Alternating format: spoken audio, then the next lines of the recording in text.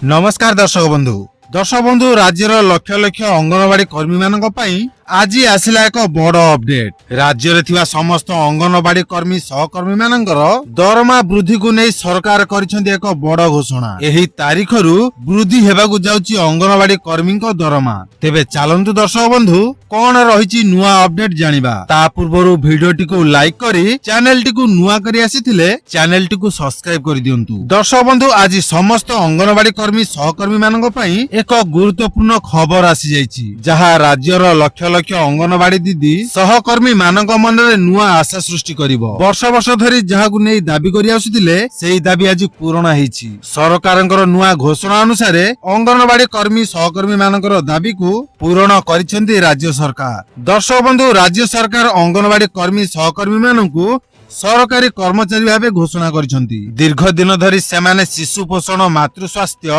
पूर्व प्राथमिक शिक्षा भली गुरुत्वपूर्ण काम करुथिले मध्य सेमानक सेवा को सरकारी मर्यादा मिलु नथिला। आजिर सरकारी घोषणा परे एही दाबी गुड़िक पूरण हेछि। दर्शक बंधु सरकार देथिबा सूचना अनुसार अंगनवाड़ी कर्मी मानकर मासिक दरमा 18,000 टंका को वृद्धि होइछि। सेहिपरि सहकर्मी कर्मचारी माननकु मिलिबो मासिक 9,000 टंका। एही वर्धित दरमा निर्दिष्ट तारिखरु लागू हेबो बोली सरकार सूचना दैछन्ती।